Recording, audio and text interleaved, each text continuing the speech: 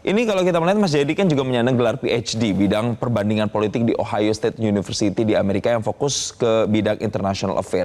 Melihat ada file ini kemudian diunggah begitu ya oleh Departemen Kehakiman di Amerika Serikat. Apakah ini hanya sekedar kasus perdagangan seks semata atau justru seperti informasi tadi ini memang sudah kejahatan yang terorganisir bahkan melibatkan pemimpin negara seperti presiden begitu di dalamnya karena ada nama presiden di situ. Iya, yang pertama apa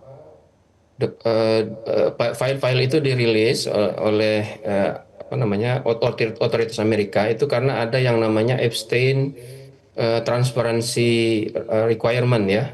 Jadi itu sudah jadi undang-undang sekarang di Amerika Serikat bahwa file-file Epstein itu harus diunggah ke publik. Nah, filenya itu sudah diunggah beberapa kali. Yang terakhir itu file antara November sampai Januari 2026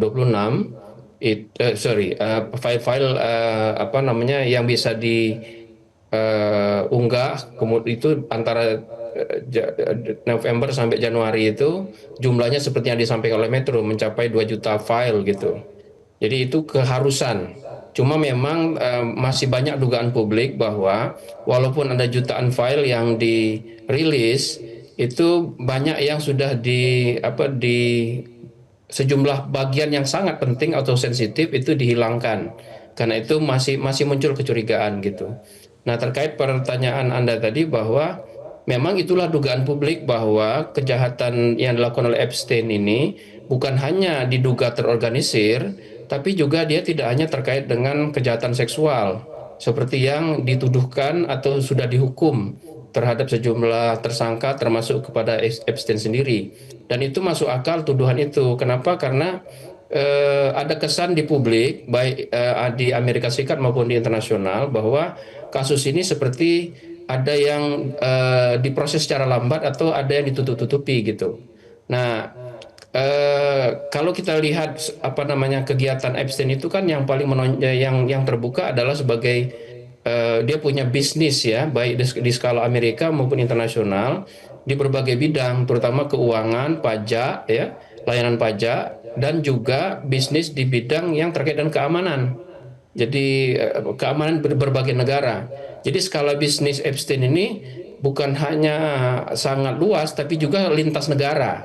Karena dan yang kemudian dalam melaksanakan bisnisnya selain menggunakan apa itu istilahnya sex solicitation atau prostitution solicitation, jadi dia menawarkan layanan seks kepada pihak-pihak yang dia perlukan untuk memperoleh keuntungan.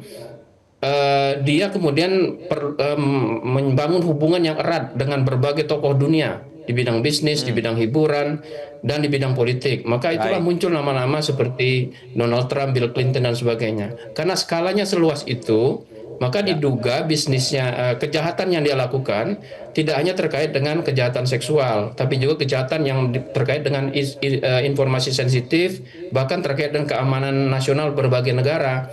Karena itu publik meminta kepada pihak otoritas Amerika untuk betul-betul transparan. Nah, sampai sekarang itu transparansi itu tampak dicicil oleh pihak Baik. otoritas Amerika dalam hal ini. Ya, Mas Jayadi, selain tadi ada nama Presiden Amerika Serikat Donald Trump dan juga Presiden sebelumnya Bill Clinton, ada nama-nama lain seperti Bill Gates, ada nama juga Elon Musk, ada nama juga Pangeran Andrew yang masuk di situ dan juga sejumlah nama lain bahkan mantan dubes Inggris untuk Amerika Serikat juga disebut-sebut. Walaupun sekali lagi pemirsa ini disclaimer, belum tentu nama-nama itu juga dikatakan berkaitan langsung dengan apa yang terjadi, tapi nama itu ada. Pertanyaan saya lebih begini, Mas Jayadi, apa dampaknya terhadap sentimen publik ketika nama-nama tokoh-tokoh tadi itu kemudian muncul dalam file ini? Iya, ya betul ya. Pertama memang nama-nama yang dimunculkan itu belum tentu terkait langsung atau tidak langsung dengan kejahatan Epstein. Ya, jadi harus ada disclaimer seperti itu, memang ada azas praduga tak bersalah ya. Tetapi walaupun misalnya nama-nama itu tidak seperti yang dilakukan selama ini oleh mereka dibantah gitu, walaupun mereka tidak terlibat, tapi paling tidak dari sisi persepsi publik itu akan menimbulkan masalah bagi mereka, dampak negatif, citra negatif ya. Jadi bagaimanapun publik punya teori konspirasi tentang ini, punya pandangan sehingga itu bisa mengakibatkan citra tokoh-tokoh besar itu menjadi turun. Nah, itu sudah ada contohnya tuh. Setelah diunggah 2 juta file terbaru, itu ada seorang saintis apa namanya Peter Attia namanya. Dia walaupun yakin dia tidak terlibat, tapi kemudian dia mengundurkan diri karena malu dikaitkan dengan Epstein. Kemudian ada Peter Mandelson. Peter Mandelson itu juga ada di situ. Peter Mandelson adalah anggota House of Lords di Inggris. Anggota House of Lords di Inggris itu semacam senator ya, semacam DPD kalau kita atau Senate di Amerika Serikat. Dia juga dengan tegas membantah, tapi kemudian karena namanya muncul di Epstein file, dia kemudian mundur. Jadi apa namanya? Walaupun nama-nama itu mungkin tidak terkait dengan kejahatan Epstein, karena kan Epstein menghubungi banyak orang, belum tentu orang-orang tersebut ikut melakukan kejahatan, termasuk Bill Clinton ya atau Bill Gates dan ada juga nama Elon Musk kan. Itu bisa menurunkan persepsi publik, persepsi positif publik kepada para nama-nama besar ini gitu. Nah, yang kedua, nama-nama besar itu dimunculkan dan itu kemudian lintas negara ya, melibatkan banyak negara. Sebelumnya juga ada nama Tony Blair disebut ya, mantan Perdana Menteri. Nah, dengan adanya penyebutan nama-nama ini mengakibatkan publik kemudian tidak serta-merta percaya dengan bantahan dari tokoh-tokoh itu. Publik meminta supaya itu dilakukan investigasi besar-besaran di negaranya masing-masing maupun di tingkat Amerika. Jadi memang ini akan menimbulkan kerumitan yang tidak mudah. Belum lagi kalau misalnya ada sejumlah informasi sensitif yang dipertukarkan antara Epstein dengan nama-nama besar itu terkait dengan keamanan negara. Nah, itu akan menimbulkan apa namanya? Bisa jadi menimbulkan kecurigaan antar negara, bisa menimbulkan ketidaksukaan antar negara. Jadi itu bisa membuat hubungan internasional menjadi bermasalah antar negara karena file ini. Karena itu file ini sangat sensitif, walaupun nama-nama yang muncul, nama-nama besar itu sekali lagi belum tentu ya terkait. Kemudian di tingkat dalam negeri Amerika Serikat sendiri munculnya nama-nama seperti Donald Trump itu kemudian menjadi bahan untuk pertarungan politik antara Republikan dengan Demokrat di Amerika Serikat ya. Anda tahu tadinya pihak Demokrat merasa di atas angin karena adanya penyebutan nama Donald Trump di Epstein Files itu. Kita tahu bahwa Republikan menguasai Kongres ya, menguasai pemerintahan Amerika bersama Donald Trump.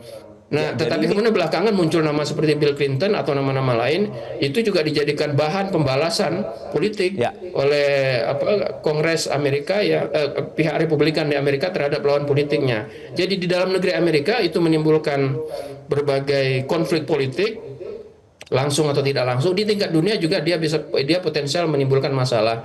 Tetapi bagaimanapun penyelesaian yang terbaik saya kira seperti yang dituntut oleh publik Amerika itu harus transparan, setransparan-transparannya. Ini yang mau saya tanyakan lagi. Ketika sudah diungkapkan ke publik dan sudah dirilis filenya Epstein ini, bagaimana kemudian ini bisa mendorong harapan atau ekspektasi dari mereka yang memang para korban, mereka yang kemudian masih menuntut sampai dengan sekarang bahwa ini kemudian bisa diselesaikan dan mereka yang menjadi korban ini bisa mendapatkan keadilan. Sesignifikan apa nanti kerumitan yang tadi Mas Jayadi sampaikan tadi itu bisa diselesaikan atau tidak dengan dirilisnya file ini?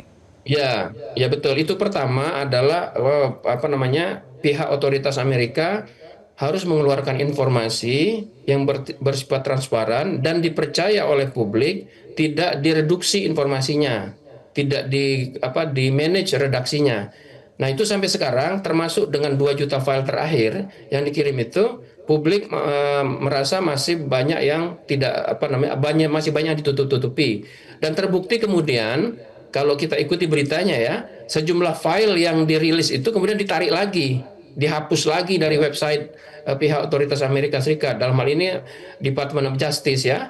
Jadi itu makin membuat publik curiga bahwa ada yang tidak transparan, yang ditutupi. Kalau itu terus terjadi, maka sulit bagi para korban itu mendapatkan keadilan gitu. Nah, karena bisa jadi informasi yang ditutup itu terkait dengan evidence ya atau bukti kesaksian dari sejumlah misalnya korban, kemudian pihak-pihak di negara yang merasa informasinya diambil oleh Epstein secara tidak sah dan sebagainya, itu akan sulit bagi korban atau pihak yang terkait untuk mendapatkan keadilan karena bukti-bukti tidak dikeluarkan secara transparan oleh DOJ, Department of Justice Amerika.